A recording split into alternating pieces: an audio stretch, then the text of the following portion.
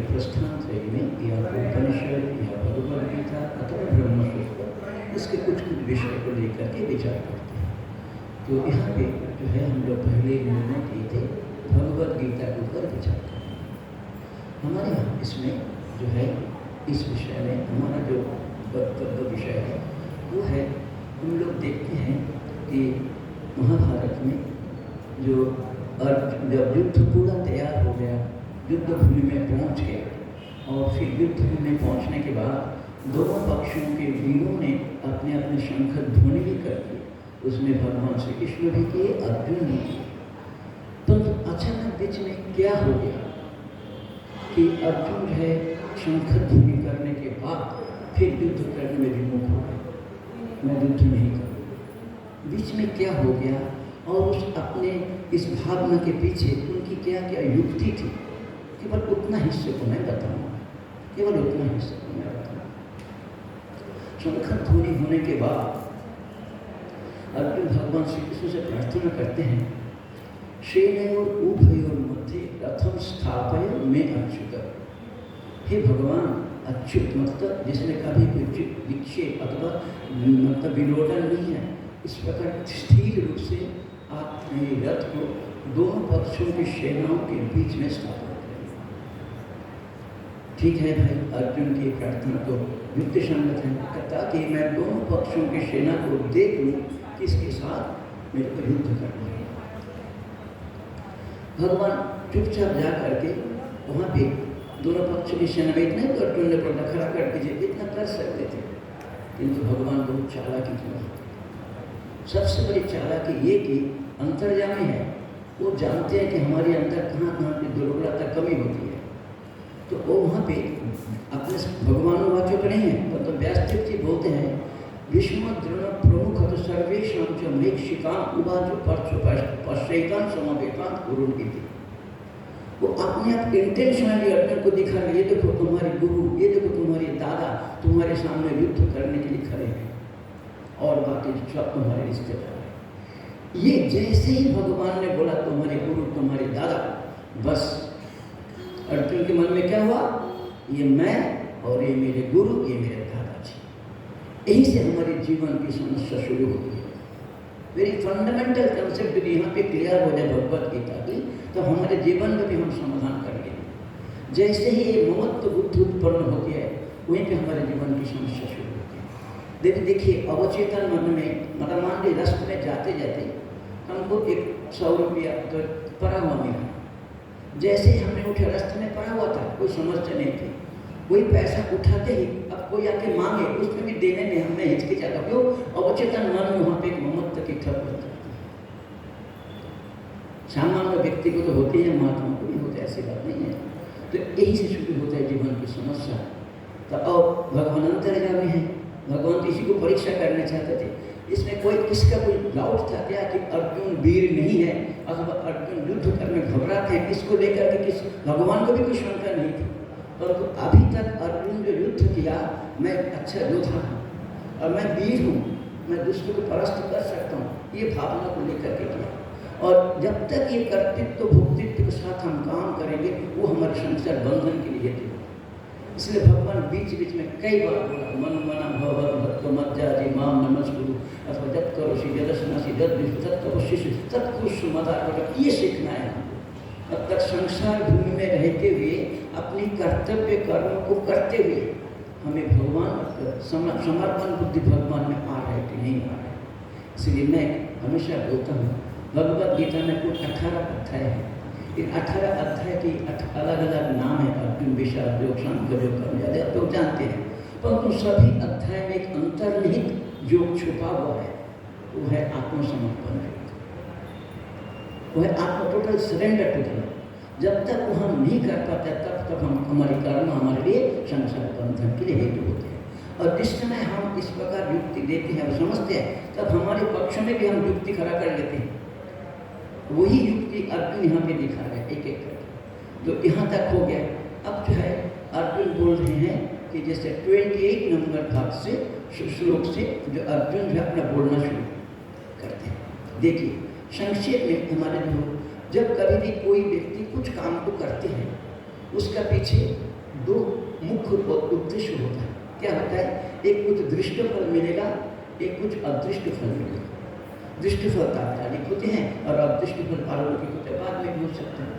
और तो यहाँ पे युक्ति के द्वारा दिखाएंगे कि भगवान इस युद्ध करने से हमें ना कोई दृष्ट फल मिल रहा है, ना कोई अदृष्ट फल मिल रहा है। फर्स्ट ये अर्जुन अपने पक्ष में युक्ति देंगे। अच्छा, सेकेंडली क्या है कि एक जो है शास्त्र विहित है कि शास्त्र अविहित है। तो शास्त्र विहित कर्म नहीं कि शास्त्र बोलते हैं न हिंसा सर्वभूता। तो जब समस्त भूत को आपने हिंसा करने के लिए मना करते हैं और आप मेरे को हिंसा करने के लिए बोल रहे हो भी हमारे दादा को, क्या हमें पाप नहीं लगेगा? तो पाप हमको आश्रय करेगा। एक सेकेंड थर्ड लॉजिक देंगे, इसका युद्ध के परिणाम में जब सारा कुल नाश हो जाएगा तब क्या हो जाएगा? लुप्त पिंडों तक क्रिया बोलेंगे, जहाँ पे जब तर्पण आदि करने के लिए कुछ नहीं बचेंगे, कोई नहीं बचेंगे। और एक कुल के पुरुष लोग यदि नष्ट हो जाते हैं अथवा न, उसमें स्त्री भी उसमें व्यभिचरित हो जाता है। इसके फलस्वरूप क्या होगा? कुल धर्म शाश्वत वो भी नष्ट हो जाएगा। इसलिए भगवान अच्छा तो ये है कि युद्ध नहीं करना। तब बोलते हैं तुम्हारे तो ये समझ में आता है कि युद्ध नहीं करना, परंतु युधिष्ठिर भीम आदि ये तो दूसरे पक्ष भी युद्ध करने के लिए तैयार है, तो तुम क्या करोगे? तब बोलते हैं कोई बात नहीं, यदि मैं शस्त्र छोड़ दूँगा इस अवस्था में यदि हमको लोग मार भी देते हैं तो भी हमारे लिए लाभ है, क्योंकि युद्ध भूमि में मर जाने से पुण्य होता है। मारने से पुण्य होता है, मर जाने से यदि युद्ध भूमि करते करते मर जाता है तो उसको पुण्य होता है। इसीलिए यही अच्छा है कि युद्ध नहीं करना। टोटल समरी जिस पर हमारा ये प्रतिज्ञा हो, मतलब हम इसको समझाना चाहते हैं अर्जुन के श्लोक के माध्यम से। तो पहले अर्जुन जो है बोल रहे हैं क्या कि दृष्टे मम सजनम कृष्ण विविक्षम समुपस्थितम शीदंति मम गत्रांति मुखम च परिशुष्यति। देखिए it's a mental figure. Arjun को वास्तविक बुखार नहीं आया, क्योंकि तृतीय अध्याय में भगवान श्री कृष्ण बोलेंगे युद्धस्व विगतो ज्वर, बट वो सिम्टम्स जो अपना दिखा रहे हैं अर्जुन यहाँ पे कि देखो हमारा शरीर जो है दर्द हो रहा है, फिर हमारा मुंह सूख रहा है, जलन हो रहा है शरीर में, हाथ पैर कांप रहा है, मैं गांडीव को पकड़ नहीं सकता हूँ। इस अवस्था में मन भी भ्रमित हो रहा है, मतलब एक तरह मन स्थिर करूँ ये भी नहीं है। तो इस प्रकार अवस्था में युद्ध कैसे कर सकता हूँ? मतलब अपना फिजिकल कंडीशन, मेंटल कंडीशन, मानसिक विक्षेप जो युद्ध करने के लिए चाहिए इसका विपरीत वो अभी इस समय मेरा नहीं है, इसलिए मैं युद्ध नहीं कर सकता। फर्स्ट यहाँ शुरू करते हैं, किसी व्यक्ति को कोई काम को करने के लिए उस काम के अनुकूल उनकी शारीरिक अथवा मानसिक स्थिति चाहिए। तो अर्जुन यहाँ पे क्या दिखा रहे हैं कि हमारी न शारीरिक स्थिति है न मानसिक स्थिति। इसलिए भगवान यहाँ पे अर्जुन बोल रहे हैं न दृष्टि मम सजनम कृष्ण विविक्षम, सामने आए हुए युद्ध करने की इच्छा रखने वाले समझ वृत्त को देख करके शीदंति मम गात्राणि, मेरे शरीर में दर्द हो रहा है, मुखम च परिशुष्यति, मेरा मुँह सूख रहा है। भगवान is a very good doctor. Arjun के सारा सिम्टम को याद रखा और फिर तृतीय अध्याय में इसको उत्तर दिया, अरे ये जो है तो एक मानसिक विकार है, इसलिए युद्धस्व विगत ज्वर, तुमको युद्ध करना है अपनी भाई मानसिक विकार को छोड़ करके, भगवान बोलेंगे इसको उत्तर। फिर बोला बेपथुष्य शरीर में रोमहस्त जायते गांडीवम संसति हस्त तत्व, शरीर में कंपन हो रहा है, रोंगटे खड़े हो रहे हैं, डर के मारे इतना व्यक्ति मर जाएंगे, घबराहट हो रहा है उसके अंदर। और क्या बोलते हैं, हाथ से गांडी जिसको उसने इतना प्रिय अस्त्र है वो भी हम पकड़ नहीं पाते, वो ठीक से पकड़ नहीं पाते। ये देखिए ये क्या होता है, आप लोग जानते हैं कि कोई डॉक्टर लोग होते हैं ना, डॉक्टर का जो कि अपने परिवार को किसी का क्रिटिकल ऑपरेशन करना हो जनरली वो नहीं करते, क्योंकि वो वहाँ पे ममत्व बुद्धि बैठी हुई है, वहाँ पे ममत्व बुद्धि बैठी हुई है, तो वहाँ पे कुछ बिगड़ जाए अथवा कुछ हो जाए, इसलिए जो है वो अपना कोई मृत्यु से करवाते हैं। इसी प्रकार अर्जुन के यहाँ पे सामने अपना जो है रिश्तेदारों को देख करके उसको जो है मन में जो इसके साथ में युद्ध करना पड़ेगा, अपनी अंदरूनी असमर्थता को व्यक्त करेगा। ठीक है, तुम्हारा अंदरूनी असमर्थता है, किंतु उसको ओवरकम करो, because you are going to get a very good result again. हम अर्जुन को दिखाएंगे नहीं इसके विनिमय में कोई अच्छा रिजल्ट भी मुझे मिलने वाला नहीं। क्यों? दो प्रकार के फल होता है, एक दृष्ट फल, एक अदृष्ट फल। अदृष्ट फल क्या होगा कि पुण्य होगा, स्वर्ग जाओगे। अदृष्ट फल क्या होगा कि हमारे रिश्तेदारों के साथ कोई व्यक्ति कोई युद्ध करते हैं, कुछ जीत के लाते हैं। क्षत्रिय के लिए नियम है कि क्षत्रिय यदि किसी के साथ युद्ध करते हैं तो युद्ध से जीता हुआ चीज उसका संपत्ति होती है और उसको भोग कर सकते हैं। परंतु होगा क्या यहाँ पे, जितने हमारे रिश्तेदार जिसके साथ हम कहीं भी जाते हैं, कोई अच्छा चीज़ देखते हैं, मतलब कोई अच्छा चीज़ मिलते हैं, हम क्या सोचते हैं कि हमारे अपनों के साथ इसको मैं शेयर करूँ। तो इतना बड़ा राज्य मिलेगा तो मैं किसके साथ उसको शेयर करूँ, किसके साथ शुरू को बांटूं। सब यहाँ पे मरने के लिए खड़े हुए, यानी कि दृष्टफल भी नहीं है। और अदृष्टफल, गुरु को दादा को मारने से पाप ही लगेगा मुझे, अदृष्टफल भी नहीं है। तो इस प्रकार युद्ध करने से क्या लाभ है, स्टेप बाय स्टेप देखिए। इसलिए होता न तो शक्न में अवस्था तुम भ्रमति वे चमेमन निमित्तानि च पश्यन् विपरीतानि च। और भी क्या है, अपने अंदर को विपरीत निमित्त, पुरुष के शरीर में अगर बाएं अंग में कुछ कांपना अथवा कुछ विपरीत होता है तो वो विपरीत निमित्त हो रहा, मतलब कोई अच्छा अपशकुन नहीं दिखा, अपशकुन दिखाई देगा, ऐसा अर्जुन को वहाँ ये हो गया। फर्स्ट अपनी कंडीशन को बताया। फिर उसके बाद जब हम 31 में आते हैं तब हमें देखो जो मनुष्य हम क्यों करते हैं, प्रेय और श्रेय दो मार्ग है।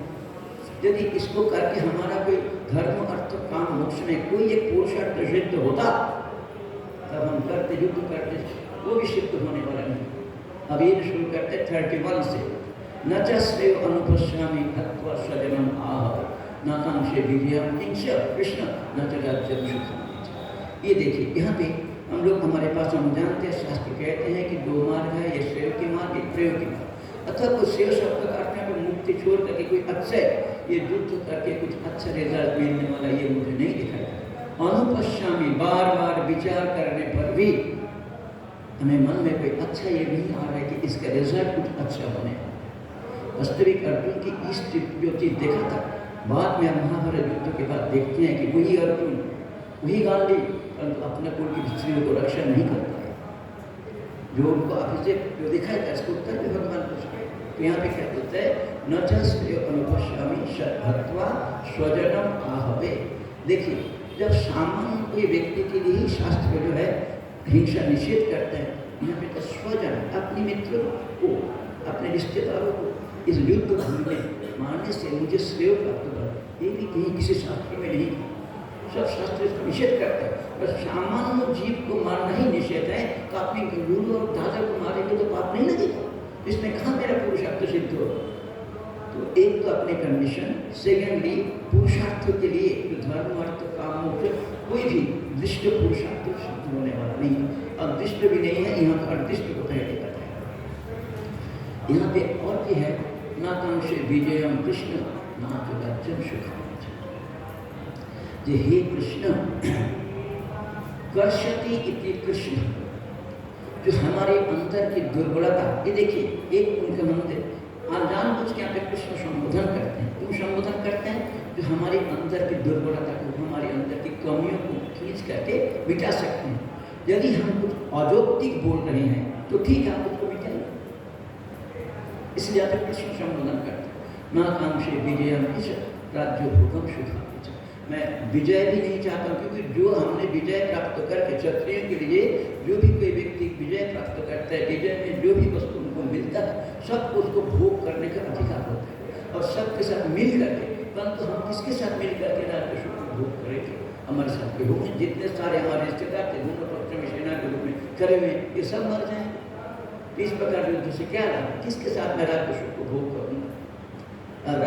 राज्य भोगान सुखाने, ये देखिए दृष्ट फल दिखा रहा है, मतलब श्रेय के द्वारा अदृष्ट फल और अलौकिक फल वो भी नहीं है, और राज्य भोग सुखाने के द्वारा दृष्ट फल जो हम यहाँ पे भोगते हैं ये भी नहीं है।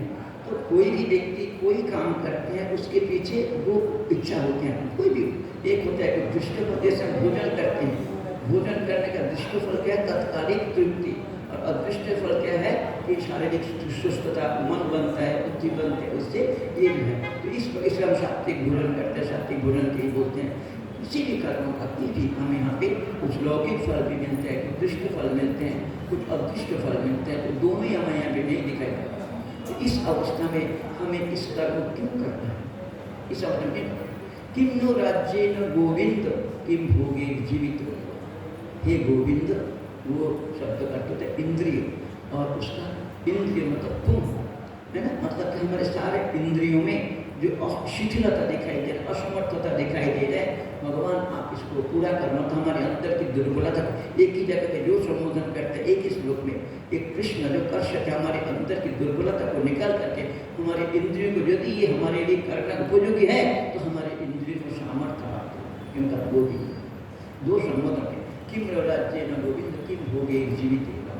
ये भोग को वस्तु से भी क्या होगा, मान लीजिए इसके साथ हम बाद में जीवित भी है, उससे भी हमें क्या लाभ है, क्योंकि हमारे साथ सुख भोग करने के लिए हमारे कोई रिश्तेदार तो क्या होगा नहीं, क्यों, उसके पीछे लॉजिक के है, क्यों, जिसके लिए मैं ये राज्य चाहता वो सारा यहाँ पे युद्ध भूमि करें और उससे हमको ही मारना पड़ेगा तो उसके तरह मारे जाएंगे। इस अवस्था में ये भोग से मेरा क्या लाभ है, इसे बोलते हैं ये शाम अर्थे कांक्षितमनु राज्यम भोगा सुखानि च तरिणे अवस्थिता युद्धे प्राणं त्यक्ता धनानि च।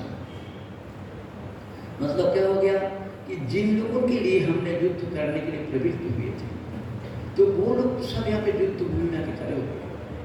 तो अब इस मतलब युद्ध में जीतने पर भी हमें लाभ क्या होगा, कौन रहेगा हमारे साथ, कौन जीतने पर ही मर जाए तो कोई बात नहीं, जीतने पर भी तो कोई लाभ नहीं है। इसलिए बोलता है जिन लोगों के लिए अर्थे कांक्षितमनु राज्यम भोगा सुख, राज्य भोगा सुख हमने चाहा था वो सब पे यहाँ पे युद्ध करने के लिए आए हुए हैं। और कैसा प्राणम त्यक्ता धनानि च, देखो प्राण तक का मतलब जीने की इच्छा भी छोड़ करके भोग की इच्छा को भी छोड़ करके, जीने की इच्छा और भोग की इच्छा, इन दोनों इच्छा को छोड़ करके सारे रिश्तेदार जब युद्ध भूमि में आए हुए हैं, इस अवस्था में हम युद्ध करने से लाभ क्या, कोई नहीं है, हमको क्या चीज मिलेगा, शायद तो किसके साथ होगा।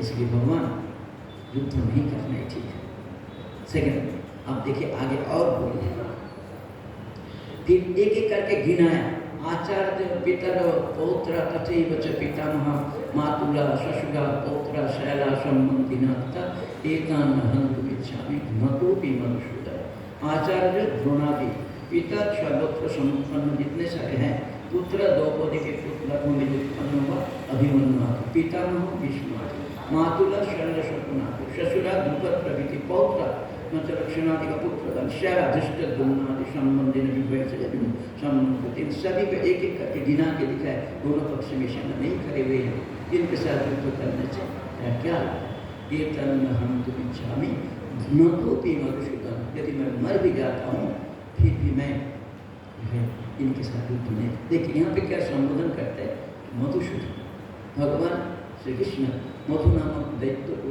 नाश करके धर्म की रक्षा करते थे, और धर्म को रक्षा करने के लिए आप युद्ध करते, तो यहाँ कहाँ धर्म रक्षा होने वाला है, ये तो हमें अधर्म में दिखाई देगा। इसलिए हे मधुसूदन आप निश्चय करके बताओ क्या करना है, जाके तो बोलेंगे। यहाँ आगे भी और मर्यादा शब्द, अपि त्रैलोक्य राजस्य हेतु किम मुहिते नियत धार्त राष्ट्रान् कापितिष्य जनार्दन। मन में ऐसा शंका हो सकता है, किसी बोल सकता है ठीक है अन्न को मारने से कोई बात नहीं, तुम छोड़ो, किंतु धृतराष्ट्र के पुत्र तुम्हारे साथ इतना विरोध किया, जो साल तक वनवास में रखा, कोई सुख नहीं था, एक थोड़ा सा राज्य भी नहीं देना चाहते, धृतराष्ट्र के पुत्रों को कम से कम मार लो। तो बोलते नहीं नहीं, ये धृतराष्ट्र के पुत्र को मारने से क्या सुख, ये भी तो हमारा ही भाई, ये भी तो हमारा ही भाई है। अब देखिए जिस समय हमारे मन में मुंह आता है ना, तो सब जो है अपने फेवरेबल लॉजिक भी हम ढूंढ लेते हैं। इसके पहले तब तो युद्ध बताने के निर्णय, युद्ध करने का निर्णय क्यों किए, परंतु एक शब्द भगवान अंतर्यामी है, वो जानते हैं, वो जो शब्द बोल दिए ना भीष्म मतलब उनकी ममत्व बुद्धि को जानते। तो देखिए एक उनका शब्द में यही चीज है, ये ममत्व बुद्धि ही हमें क्या होता है कि हमारे ठीक ठीक सोचने से प्रतिबंधित कर देता है, हम मोहित हो जाते हैं ममत्व बुद्धि से, और फिर मुँह अनुकूल हम सोचते रहते हैं। इसीलिए अपि त्रैलोक्य राजस्य हेतु किम निहत धार्त राष्ट्र में काप्रीति से जनार्दन, कि धृतराष्ट्र के पुत्र को मारने से भी हम लोगों को क्या लाभ मिलेगा, अंधकरण छोड़े पापम एवं अस्त्रे तस्मात् हत्वैतान् आततायिनः, इन आततायिन को भी मारने से हमें तो पाप लगेगा। यहाँ पे थोड़ा सा अर्जुन जो है, एक होता है धर्मशास्त्र, एक होता है अर्थशास्त्र। धर्मशास्त्र बोलते हैं न हिंसा सर्वभूतानि, किसी भूत पे हिंसा मत करो, परंतु अर्थशास्त्र जो व्यवहार को लेकर के बोलते हैं वो ये कहते हैं अग्निदो गरदश्चैव शस्त्र प्राणी धनापह क्षेत्र तार अपहारी च षट एते आततायिना। आततायी किसको बोलते हैं? अर्जुन उनका आततायी बोल रहे हैं, परंतु आततायी किसको बोलते हैं? तो ऐसा जो है श्लोक मिलता है, किसी के घर में आग लगाना, किसी को जहर देना, किसी को पीछे से उससे मारने का कोशिश करना, धन को अपहरण करना, क्षेत्र मतलब अपने स्थान को लूट लेना और स्त्रियों को भी लूट लेना, दारा पर, ये 6 को आततायी बोलते हैं। अग्निदो गरदश्चैव शस्त्र प्राणी धनापह क्षेत्र दारा अपहारी च षट एते आततायिनः। इनको आततायी संगति देते हैं। और उसमें शास्त्र ये बोलता है आततायिनम आयंतम हन्ना देव विचारयन् नाततायी पथे दोष हन्तुर्भवति कश्चन। यदि आप किसी व्यक्ति को देखिए, यदि आप किसी व्यक्ति को देखते हैं, कोई व्यक्ति पीछे से मार रहा है, यदि आप उसको मार ही देते हैं तो आपको पाप नहीं लगता, ये शास्त्रीय विधान, तो आपको पाप नहीं लगता। तो आततायी 6 के लिए बोला गया है।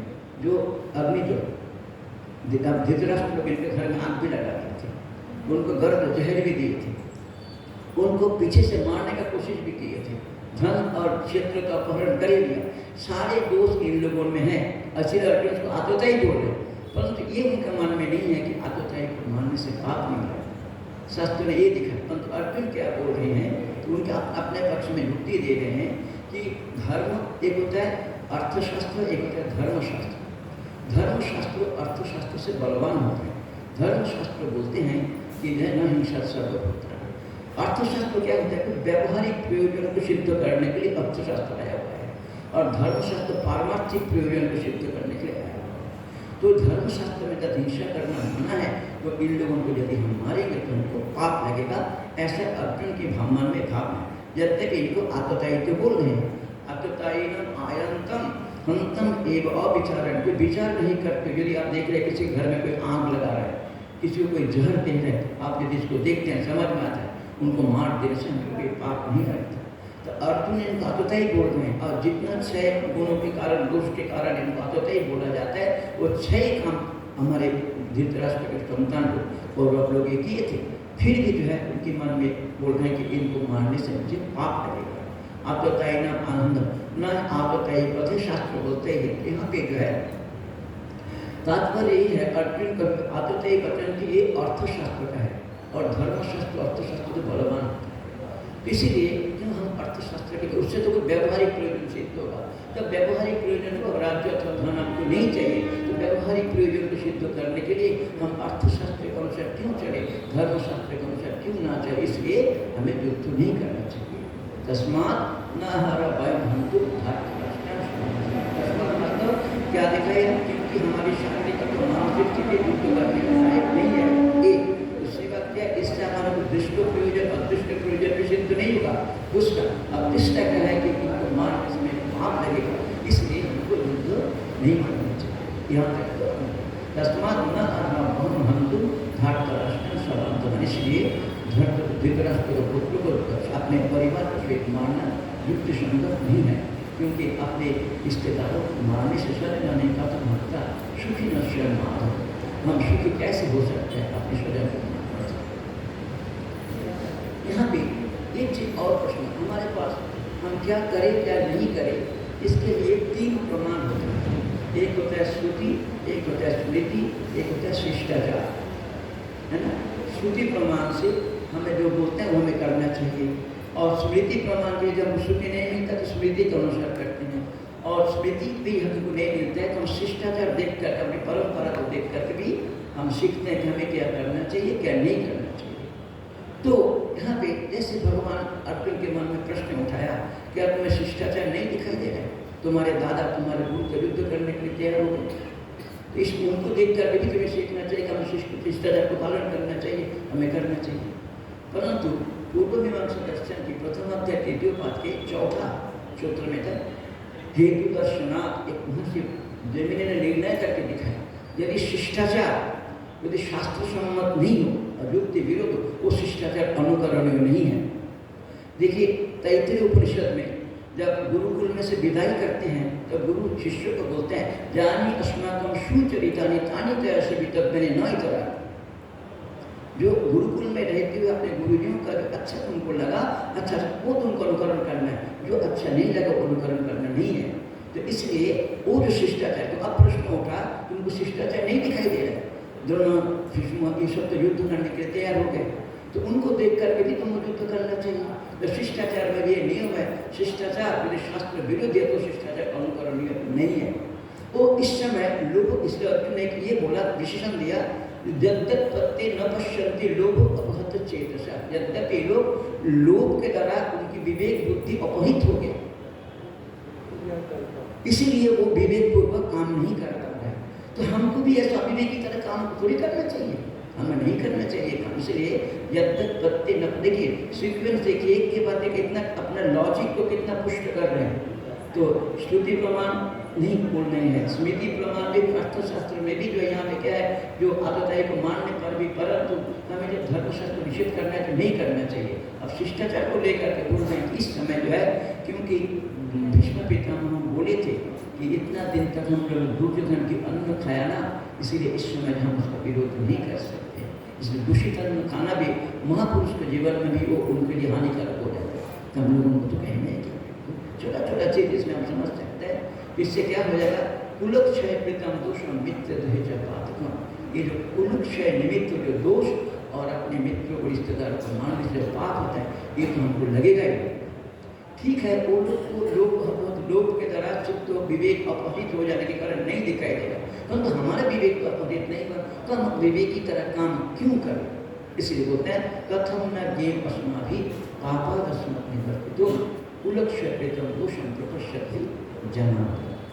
इसलिए जब हम लोग ने ये जान करके विवेक पूर्वक क्यों हम अपने को इस पाप से रोक नहीं सकते, कथम न ज्ञेय अस्माभि, जब हम लोगों ने जान लिया, हम लोगों के द्वारा ये पता लग गया कि ये जो है, ये युद्ध जो है, यद्यपि आप बोल रहे धर्म युद्ध है, पर अपने रिश्तेदारों को मारना, इतना कुल के नाश कर देना, तो कुल क्षय करने का जो दोष को पाप हम लोगों के लगेगा, वो पाप हम लोगों के लगेगा अपने कुल को नाश करने। इसलिए जब हमने समझ गया कथम न ज्ञेयम अस्माभि पापादस्मत् निवर्तितम, जानने के बाद हम लोगों के द्वारा इस पाप से हम निवृत्ति क्यों नहीं हो सकता, क्यों, कुलक्षय प्रीतम दोषम प्रपश्यति जनार्दन, क्योंकि हमें आगे दिखाई दे रहा है। क्या दिखाई दे रहा है, ये कुल नाश होने पर क्या क्या दोष आएगा, ये देखने वाले हम लोगों के द्वारा यहाँ पे संबोधन क्या करें, जनार्दन, जना अर्दते यस्मात् इति जनार्दन, याचना करते हैं जिससे तुम जनार्दन।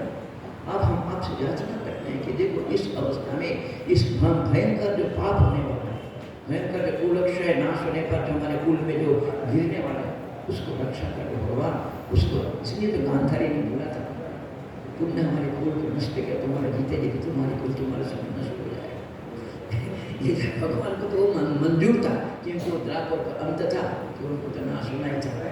इसीलिए और दूसरी बात क्या है कि भगवान जो है जब नाश करते हैं तो इतना व्यक्ति को प्रलय काल में एक साथ नाश करने पर भी भगवान को पाप नहीं लगता, क्योंकि सृष्टि स्थिति प्रलय ईश्वर का जो है एक कर्तव्य में आया हुआ, अपनी इच्छा से संकल्प सृष्टि भी करते हैं, और जब मतलब प्रलय काल आते हैं सबको अपने भी क्यों, अपने से भिन्न करके किसी को नहीं रखते। हमने अपने से भिन्न समझ करके इस वस्तु को भी नाश कर दूंगा तो पाप लगेगा, परंतु अपने से अभिन्न रूप से किसी को बनाया, उसके साथ लीला किया, फिर समय आने पर उसको अपने में समेट लिया, अपने भी किया, इसलिए इसमें भगवान को पाप नहीं लगता। तो यदि ऐसी स्थिति है तो उस व्यवस्था भी आप ही करिए। जना, मैं सब आपसे प्रार्थना करते, यही मैं आपसे प्रार्थना करता हूँ कि इसको जानने के बाद इस कुलक्षय निमित्त जो दोष है, इस दोष से बचने के लिए उपाय अथवा कुछ उपाय करिए। तब आप अर्जुन अपने पक्ष में दिखाई दे रहे हैं उनको, जो देखिए जितना जितना अर्जुन ने कहा इन सभी का उत्तर भगवान ने आगे देते गए, परंतु आगे जो लॉजिक दिया इसका उत्तर भगवान ने नहीं दिया, क्योंकि आगे होने वाला उसको भगवान ने कुछ नहीं बोला, दिखाई दे रहा आगे होने वाला। इसलिए बोलते हैं, आगे बोलते हैं कुलक्षय प्रणश्यन्ति कुलधर्मा सनातनः धर्मे नष्टे कुलं कृष्णम् अधर्म अभिभवत्युत। जैसे यदि कुल यदि हमारा क्षय होता है, किसी कुल क्षय होता है तो क्या होता है, उस कुल की अनंत अनादिकाल से अथवा कुल के शुरू से जो एक परंपरा चलता आ रहा है, उस परंपरा को रक्षा करने वाला कोई नहीं है।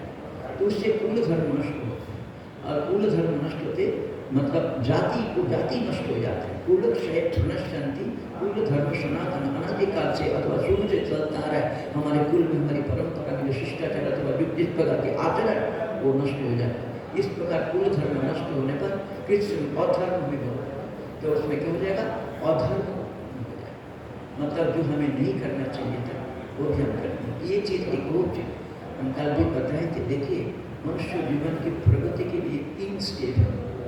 पहले क्या होता है कि हमारी एक स्वाभाविक प्रवृत्ति होती है धर्मांतरण संस्कार से जो हमारे अंदर आया है। धर्माचरण के द्वारा हमारी अंदर स्वाभाविक प्रवृत्ति को पहले विकास सतोमा सत। नेक्स्ट स्टेप में धर्म आचरण करते करते हमें समझ में आता है कि धर्म भी हमारी मुक्ति के लिए भावी प्रतिबंधक बन जाता है। पुण्य फल भोगने के लिए हमें फिर स्वर्ग में जाना पड़ेगा, फिर प्रतिबंधक लग जाएगा। इसलिए फिर जो है वो धर्माचरण से भी ऊपर। परंतु पहले स्वाभाविक प्रवृत्ति से विजय प्राप्त करने के लिए धर्माचरण, कि धर्माचरण करते करते जब समझ में आ जाता है धर्माचरण भी हमारे लिए मुक्ति के प्रतिबंधक है, इसलिए उससे भी ऊपर। फिर क्या करना है? सर्वधर्मांतरण बैठ करके तब जाकर मुक्ति करना। ये 3 स्टेप देखिए जो हम लोग परिषद में नहीं आते। असतोम सत्यम है, तमसोम ज्योतिर्गमय, मृत्यु मृत्युंजय, ये सब स्टेप्स। ये 3 स्टेप पहले हमको सत से सत्य की ओर ले जाओ, मतलब स्वाभाविक प्रवृत्ति से धर्मीय प्रवृत्ति माना, फिर धर्म प्रवृत्ति से हमारे अंदर मोक्ष होगा, फिर मोक्ष से जीवन। यही प्रार्थना हम करते हैं। यहाँ भी अर्जुन को लगे यदि धर्म नष्ट हो जाएगा फिर हमारी स्वाभाविक प्रवृत्ति उसी प्रवृत्ति में आ जाएगा। अधर्म विभाग कृष्ण प्रदूषण कुलस्ती, अधर्म यदि आ जाते हैं तो हमारे पुरुष लोग नहीं रहेगा, धर्माचरण नहीं, स्त्री भी वहाँ पे जो है दूषित हो जाएंगे। शास्त्र में ऐसा है 2 प्रकार से, यदि स्त्री अथवा पुरुष कोई दूषित है तो उस दूषित पुरुष अथवा स्त्री के साथ संबंध नहीं करना चाहिए, यहाँ तक कि भिक्षा भी नहीं लेना चाहिए जब तक वो शुद्ध होकर के नहीं आता। कई शास्त्रों वाक्य है यहाँ पे भूषण शक्ति की पुस्तक में बहुत सुंदर सुंदर दिया हुआ है कि यदि कोई दूषित पुरुष अथवा स्त्री हो उसके साथ संग नहीं करना चाहिए, भिक्षा नहीं, जब तक वो शुद्ध होकर के नहीं आता।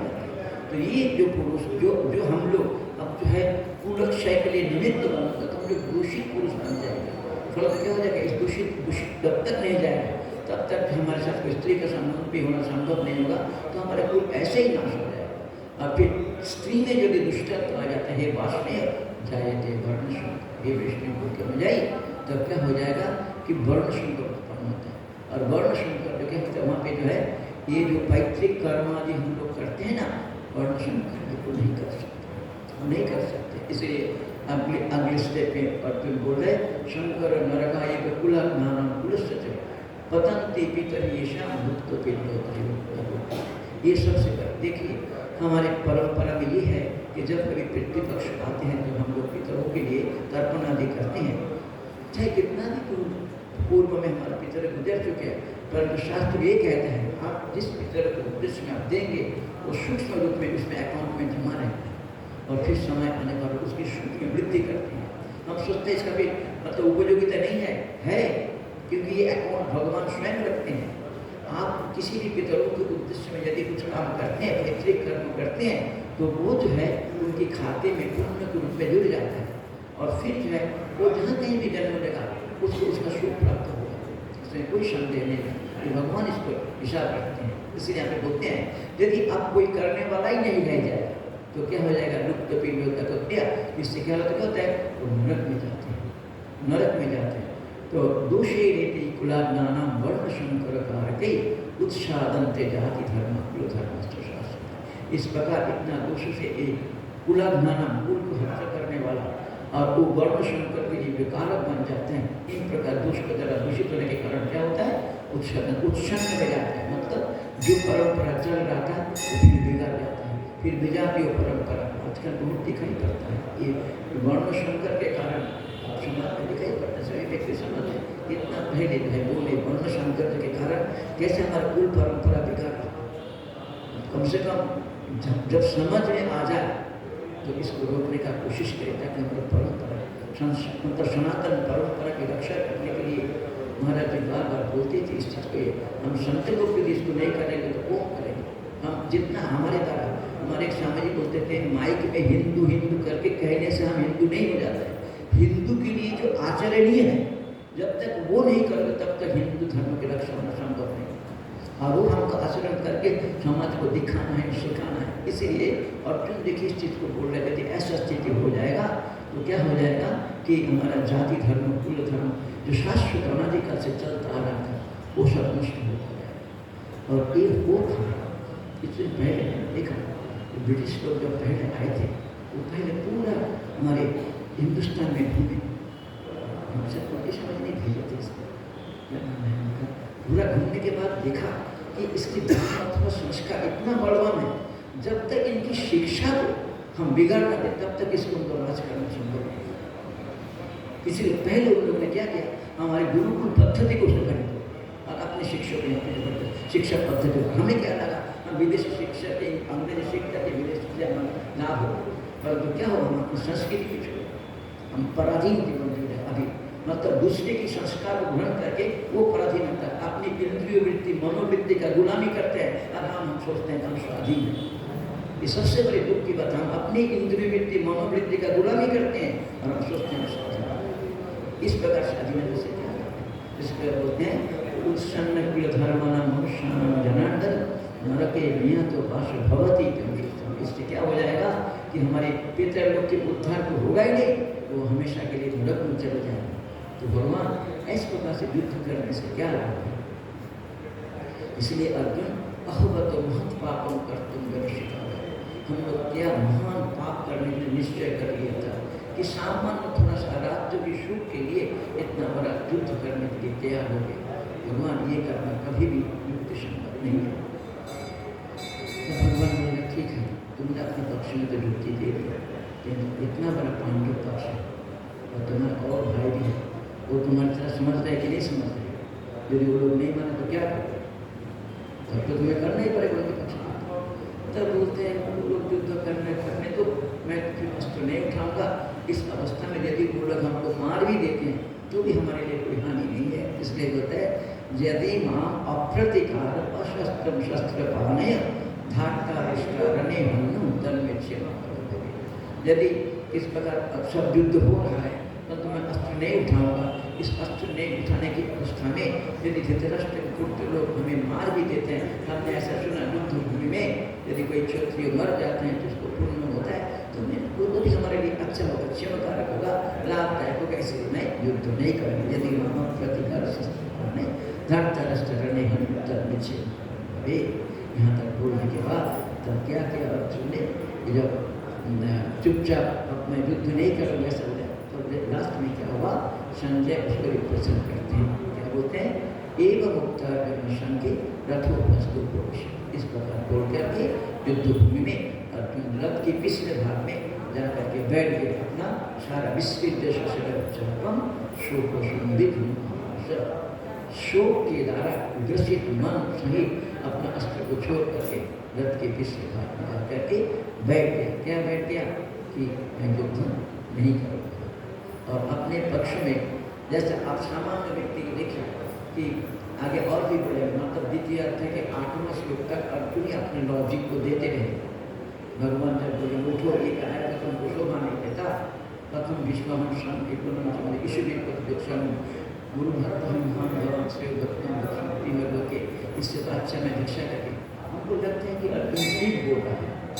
अर्जुन की युक्ति को हम लोग भी मोहग्रस्त है ना, परंतु भगवान अर्जुन को एक एक करके समझाएंगे कि किस परिस्थिति में इस युद्ध को पढ़ना अनिवार्य है, क्यों अनिवार्य है, एक आगे वक्त बोलेंगे। ठीक है, हम करते हैं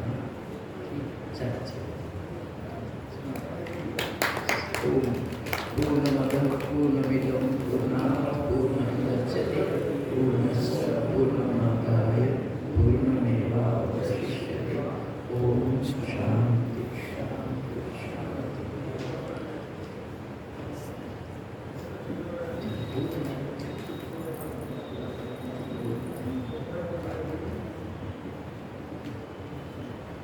ओम तत्सत। मैं अनुवाद करूंगा। कुछ लोग आए हुए हैं।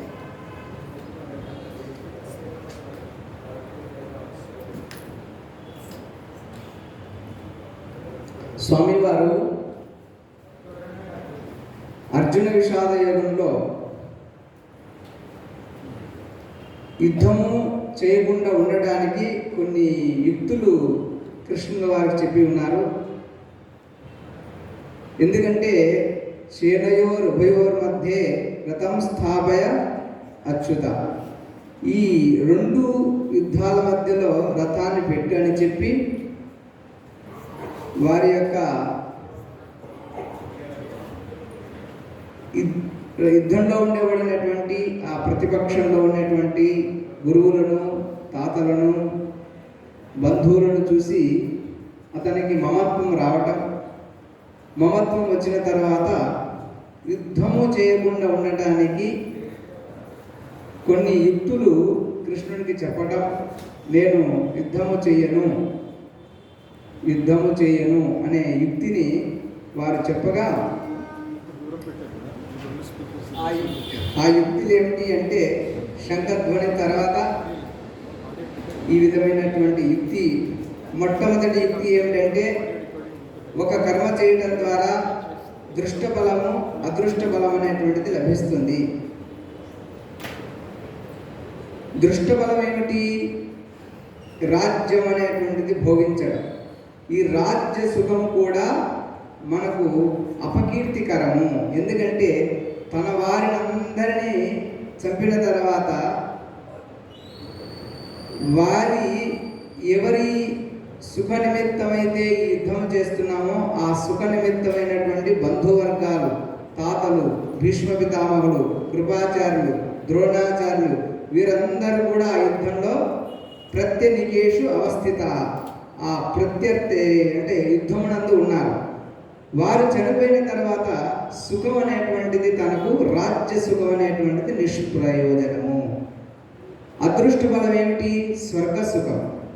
స్వర్గ సుఖం కూడా ఎందుకు అంటే స్వర్గ సుఖం కూడా ఇంతమంది గురువులు, అదేవిధంగా కృపాచార్యుల గురువే, అదేవిధంగా ద్రోణాచార్యుల గురువే, తాతగారు భీష్మ పితామహులు తన బంధువర్గాన్ని చంపిన తర్వాత ఆ యొక్క స్వర్గం కూడా లభిస్తుందో లేదో అనేటువంటిది, అంటే అదృష్ట బలం లేదు, అలాగే రాజ్యసుఖమైనటువంటి దృష్ట బలం కూడా ఉండదు అని మొదటి యుక్తి చెప్పాడు. రెండో యుక్తి ఏమిటంటే ఈ యొక్క కర్మ యుద్ధము అనేటువంటిది శాస్త్ర విహితమా శాస్త్ర నిషిద్ధమా అని.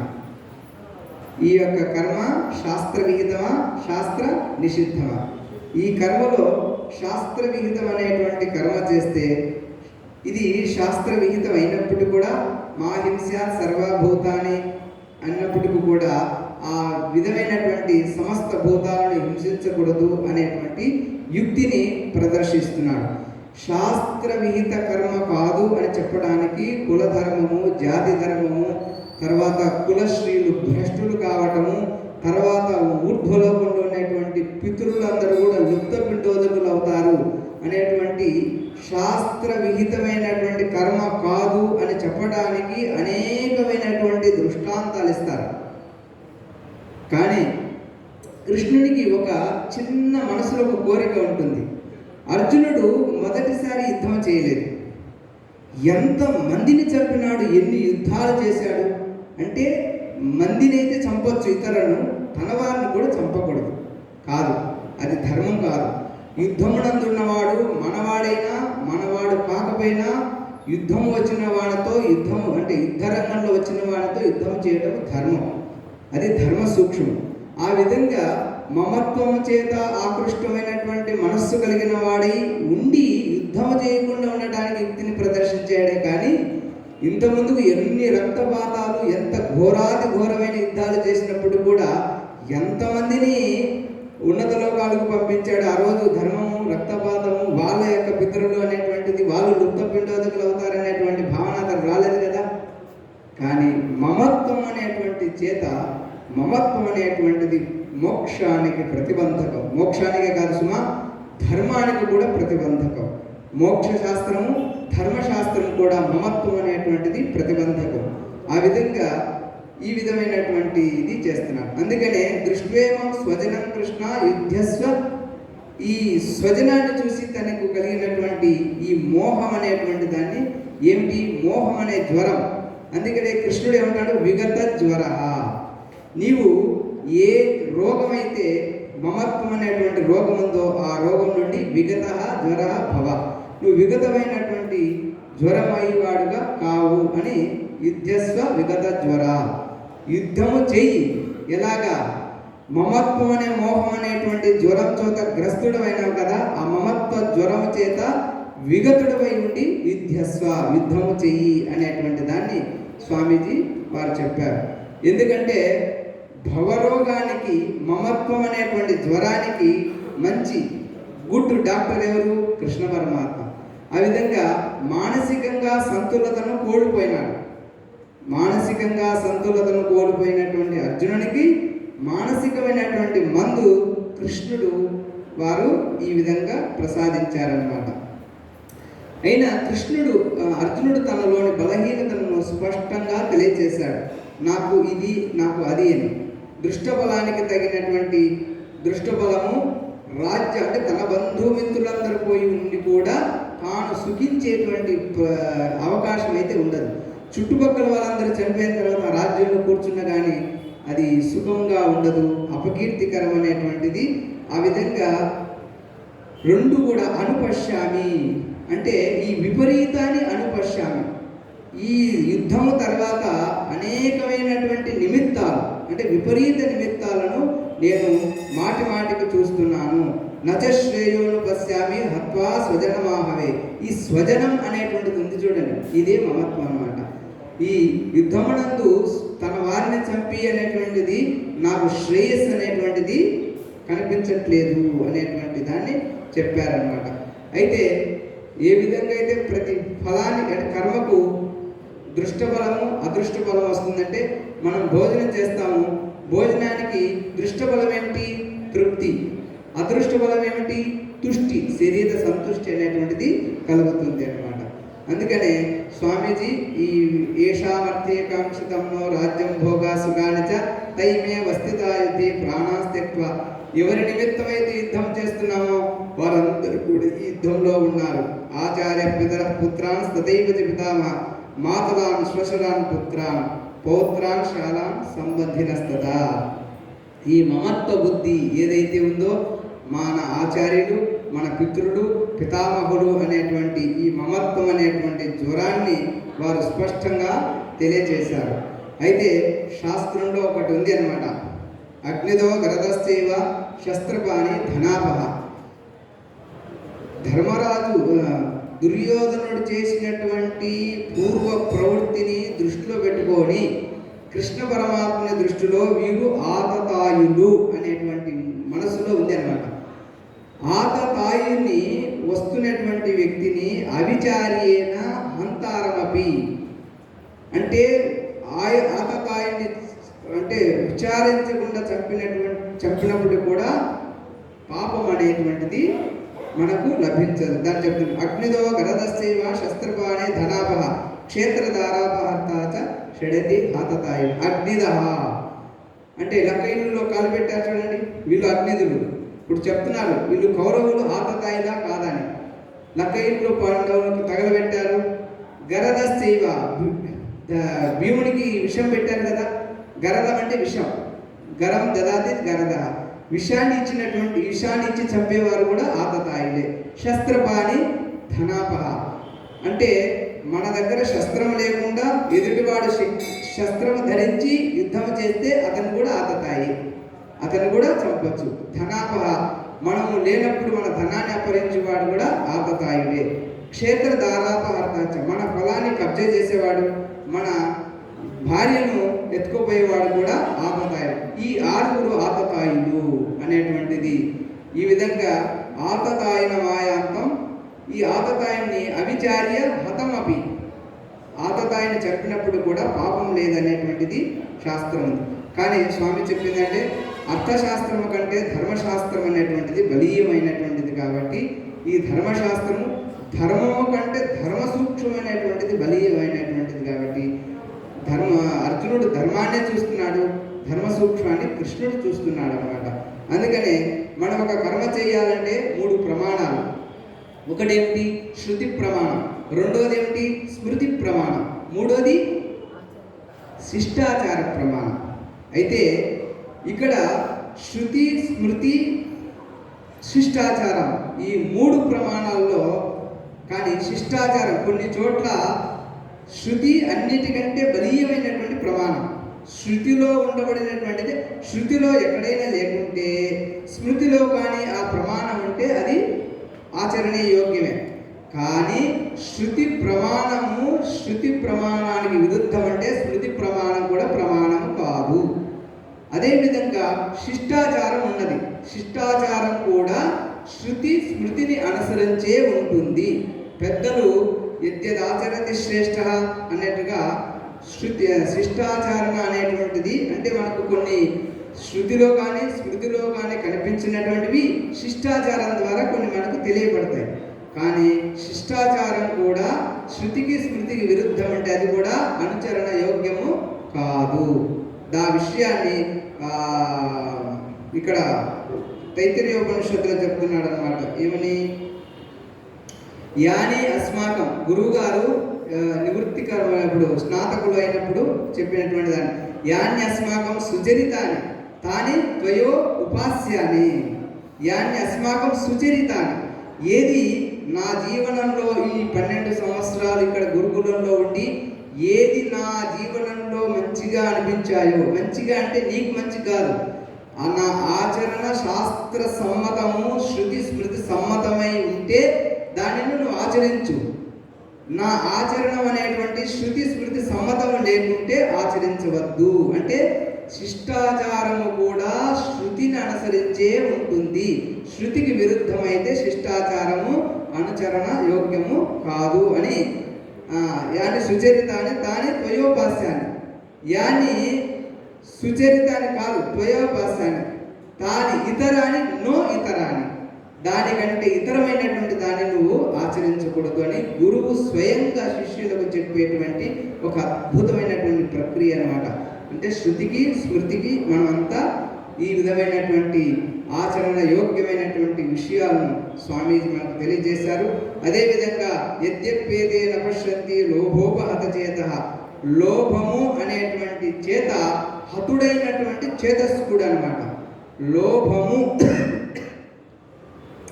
అంటే ఏమిటి? 14 సంవత్సరాలు పోయిన అది 12 సంవత్సరాలు అరణ్యవాసం అజ్ఞాతవాసం తర్వాత తిరిగి తన రాజ్యాన్ని ఇవ్వాలి కదా, ఇవ్వట్లేదే అనే కదా. కనీసం 5 ఊర్లు అది ఇవ్వట్లేదు అంటే లోభము చేత అతుడైనటువంటి, కానీ మమత్వం విశేషంగా ఇక్కడ ఉన్నదన్నమాట. అందుకనే కథం నజ్ఞేయమస్మాభి పాపాదస్మా నివర్తితం. అర్జునుడు అంటాడు, ఎందుకు మనం ఈ విధమైనటువంటి పాపం నుండి నివృత్తం కాలేకపోతున్నాము? అందుకనే కులక్షయం కృతం దోషం ప్రపశ్యద్భిర్ జనార్దన. జనార్దన్ అంటున్నాడు ఏమిటి? మనం చూస్తూ ఉంటూ కూడా ఈ విధంగా మనం ఈ కులక్షయమైనటువంటి దాన్ని తెలిసి కూడా మనం చేయటం తప్పు. అందుకని మనం దీని నుంచి విముక్తుడు అవదాము అని జనార్దన. జనాన్ అర్థయతే. అర్థయతే అంటే అర్థయతే వినాశయతే నాకు అర్థం ఉంది, అర్థయతే అంటే అర్థయతే అని కూడా ఉంది అన్నమాట. ఆ విధంగా కృష్ణ పరమాత్మను ఈ విధంగా సంబోధిస్తున్నాడు. ధర్మాచరణం ద్వారా మనము ఈ ధర్మాచరణం ద్వారా స్వాభావికమైనటువంటి అనాది సంస్కార ఆ యొక్క శృంఖలను మనము తెచ్చవచ్చు. కానీ ధర్మాచరణ అనేటువంటి మనకు స్వభావ ప్రవృత్తమైనటువంటి మన స్వాభావిక ప్రవృత్తిని ధర్మాచరణ ద్వారా మనము దూరం చేసుకోవచ్చు. ఈ ధర్మాచరణ కూడా మోక్షానికి ప్రతిబంధకమే. అందుకనే సర్వధర్మాన్ పరిత్యజ్య అంటే ధర్మం కూడా మోక్షానికి ప్రతిబంధకం. కాబట్టి మనం స్వాభావిక ప్రవృత్తి నివృత్తి కోసం ధర్మాచరణ, మోక్ష ప్రతిబంధకము కాబట్టి ధర్మాచరణ కూడా మోక్ష నిమిత్తమై వదలవచ్చు అనేటువంటి ధర్మాచరణాన్ని వారు స్వామీజీ తెలియజేశారు. ఈ విధమైనటువంటి జ్ఞానాన్ని స్వామీజీ ముఖ్యంగా ఆ విధంగా శాస్త్రంలో ఈ కృష్ణుడు అర్జునుడు యుద్ధము చేయకూడదు అనేటువంటి యుక్తిని కృష్ణ పరమాత్మ ప్రత్యక్షంగా చాలా సుస్పష్టంగా ఈ 18 అధ్యాయాలు చెప్పడం జరుగుతుంది. ఈరోజు స్వామీజీ అర్జున విషాద యోగంలో ఉండబడినటువంటి ఆ విషాదం మోక్షం కోసం ఇది మనందరికి కూడా ఇది శాస్త్రం ఏంటి? సర్వోపనిషదో గావో దోగ్ధా గోపాలనందన పార్థో వత్స సుధీర్భోక్త. వత్స అర్జునుడు కొన్ని మాత్రమే, మన లేఖదూడ ఎన్ని తెలుస్తుంది చెప్పండి? సర్వోపనిషదో గావో, సమస్త ఉపనిషత్తులే ఒక గో సదృశమైనటువంటి భగవద్గీత. సర్వోపనిషదో గావో దోగ్ధ, పాలు పితికేవాడు శ్రీకృష్ణ పరమాత్ముడు. మని పాలు రావడానికి నిమిత్తం ఎవరు? అర్జునుడు అన్నమాట. ఆ నిమిత్తము అర్జునుడు ఎన్ని తాగాడు? కొన్ని మాత్రమే తాగి తర్వాత పితుకుతారా పాలు? ఆ పితికిన పాలకు హక్కు ఎవరికి? భోక్త సుధీర్భోక్త. మంచి శాస్త్ర సమ్మతమైన ఆచరణ కలిగినటువంటి వారే ఈ గీతను ఆచరించడానికి యోగ్యులు. సుధీ, సుస్థిరమైనటువంటి శాస్త్ర సమ్మితమైనటువంటి ధీ బుద్ధి ఏషాంతే సుధీ.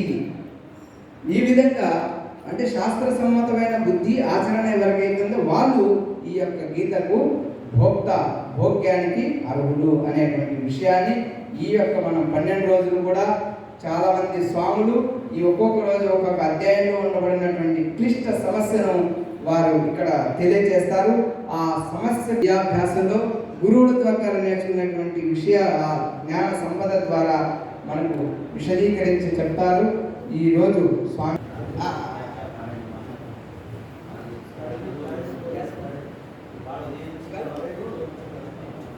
कल प्रवचन का है ना?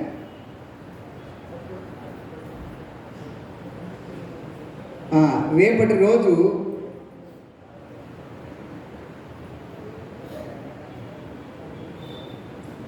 స్వామి పూజ్య శ్రీ దేవానంద సరస్వతి స్వామి వారు సమస్త వైదిక ధర్మాచరణ చోటే చోటే వాపి కుए तालाब आदि के समान कैसे है और कब हो जाते हैं ఈ విషయాన్ని గురించి వారు